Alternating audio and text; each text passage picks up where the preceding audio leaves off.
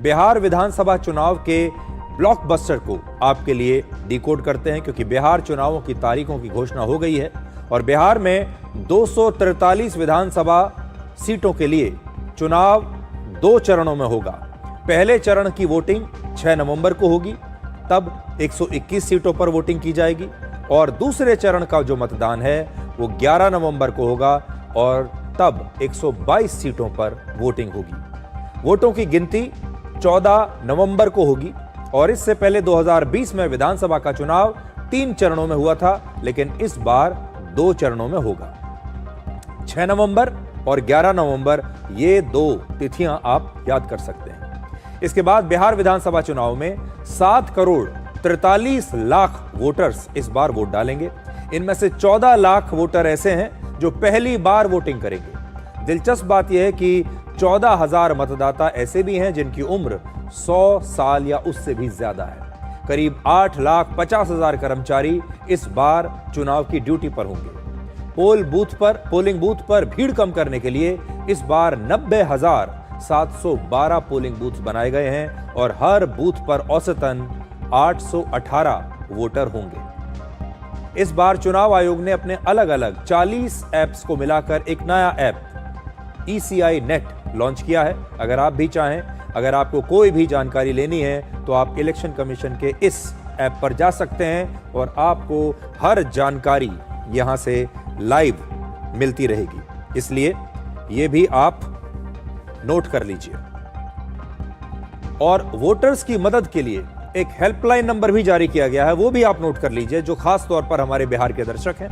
1950-1950 ये helpline number है voters की मदद करने के लिए, और ये भी आपके काम की जानकारी है जो मैं चाहूंगा कि आप इसे नोट करके रखें।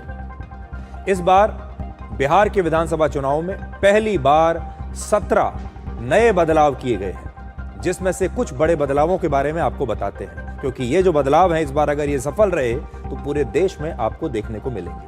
अब जो वोटर हैं वो पोलिंग बूथ तक अपना मोबाइल फोन ले जा सकते हैं और मोबाइल फोन जमा करने के लिए पोलिंग बूथ पर बाकायदा एक नई सुविधा आपका इंतजार कर रही होगी। आप अपने मोबाइल फोन पोलिंग बूथ तक ले जाइए, वहां पर इन मोबाइल फोन्स को जमा कीजिए और फिर अपना वोट आप डाल सकते हैं।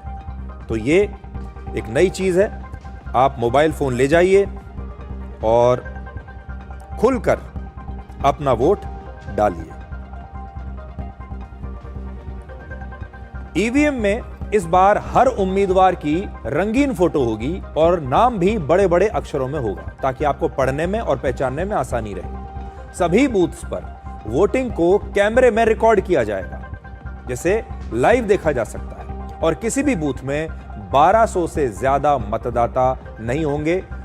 चुनाव आयोग की यह कोशिश है कि किसी भी बूथ पर ज्यादा भीड़ भाड़ ना हो। 800 से लेकर 1200 के बीच ही मतदाता किसी भी बूथ में रहेंगे।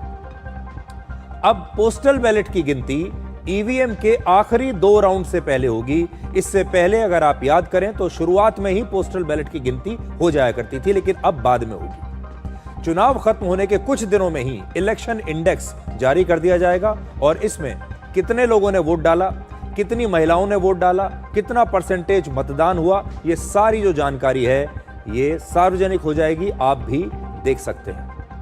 अब हर प्रत्याशी अपने एजेंट को बूथ से 100 मीटर की दूरी तक तैनात कर सकता है।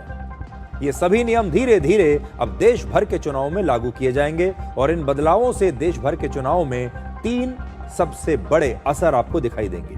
पहला, फर्जी मतदाताओं की संख्या या तो बिल्कुल खत्म हो जाएगी या बहुत कम हो जाएगी। दूसरा, चुनाव में पारदर्शिता और निष्पक्षता इसके बाद बढ़ेगी। और तीसरा, वोटर्स के लिए सुविधाएं बढ़ेंगी और इससे वोटिंग परसेंटेज भी बढ़ सकता है। तो देखिए वोटर्स की सुविधाएं क्या क्या हैं। अब आपको बहुत देर तक लाइन में नहीं लगना पड़ेगा, क्योंकि बूथों की संख्या बढ़ा दी गई है। हर बूथ पर इस बार कम भीड़ रहे, इसका विशेष ध्यान रखा जाएगा।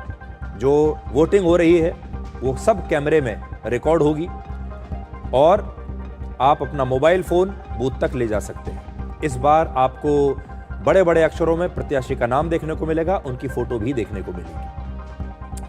22 साल के बाद पहली बार बिहार में चुनाव SIR यानी स्पेशल इंटेंसिव रिवीजन के बाद हो रहा है और इस SIR के जरिए 47 लाख वोटर्स को वोटर लिस्ट से हटा दिया गया है। यानी इस बार 47 लाख वोट कट गए हैं। ये गैर कानूनी वोट थे। अब आपको बताते हैं कि पिछले चुनाव में किस पार्टी ने कितनी सीटें जीती थी, ताकि आपको यह समझ में आए कि आज की स्थिति क्या है, कौन सी पार्टी कहां खड़ी है। बिहार विधानसभा में कुल मिलाकर 243 सीटें और बहुमत के लिए किसी भी पार्टी को 122 सीटें चाहिए। जो भी 122 सीटें जीत लेगा वो अपनी सरकार बना लेगा। 2020 का जब चुनाव हुआ था पिछली बार, उसमें NDA को 125 सीटें मिली थी और विपक्ष के महागठबंधन को 110 सीटें मिली थी, जबकि दोनों गठबंधनों का जो वोट परसेंट था वो बराबर था, लगभग 38%। तो ये खास बात है, दोनों का जो वोट परसेंटेज था वो 38% के आसपास था। 2020 के चुनाव में NDA के अंतर्गत यानी NDA में BJP और JDU एक साथ थे। इस बार भी दोनों एक साथ हैं, यानी नरेंद्र मोदी और नीतीश कुमार की जो जोड़ी थी वो पहले भी एक साथ थी, इस बार भी वो जोड़ी एक साथ है। जबकि विपक्ष के महागठबंधन में RJD और कांग्रेस शामिल थे। 2020 के विधानसभा चुनाव में RJD 75 सीटें जीती थी और 23.5% वोट RJD को मिले थे। आप कह सकते हैं कि RJD सिंगल लार्जेस्ट पार्टी थी, बिहार की सबसे बड़ी पार्टी थी। 75 सीट जीतकर सीटें भी सबसे ज्यादा थी और वोट प्रतिशत भी सबसे ज्यादा था, 23.5%। बीजेपी दूसरे नंबर पर थी 74 सीटों के साथ और उसे करीब 20% वोट मिले थे। JDU को 43 सीटें मिली थी, JDU जो नीतीश कुमार की पार्टी है, और करीब 16% वोट JDU को मिले थे, 15.7 अगर बिल्कुल एग्जैक्ट बताएं तो। कांग्रेस ने 19 सीटें जीती थी और उसे लगभग 10% वोट मिले थे। कांग्रेस बिहार में सबसे छोटी पार्टी है इन सारी पार्टियों की बात करें तो। इस बार बिहार चुनाव के 4 सबसे बड़े मुद्दे हैं। सबसे बड़ा मुद्दा जो अब बन गया है वो तो है SIR। चुनाव आयोग ने पारदर्शिता बढ़ाने और फर्जी वोटर्स को हटाने के लिए ये SIR शुरू किया था, लेकिन राहुल गांधी ने इसे वोट चोरी से जोड़ दिया और एक बड़ा चुनावी मुद्दा बना दिया। इसलिए बड़ी बात यह है कि जो वोट चोरी का मुद्दा राहुल गांधी उठा रहे हैं, ये इस मुद्दे की भी अग्नि परीक्षा है। इस बार बिहार के जो वोटर्स हैं वो बता देंगे कि वाकई उन्हें लगता है कि वोट चोरी हुई है या फिर वो कुछ और सोचते हैं। दूसरा, घुसपैठिए इस बार बिहार चुनाव में एक बहुत बड़ा मुद्दा है। बीजेपी लगातार अवैध घुसपैठियों का जिक्र करके बिहार की सुरक्षा का मुद्दा उठा रही है और ये भी कह रही है कि बाहर से दूसरे देशों से लोग यहाँ पर आ रहे हैं, बांग्लादेश से यहाँ पर आ रहे हैं और जो बिहार के लोगों का जो हक होना चाहिए था उसे मार रहे हैं।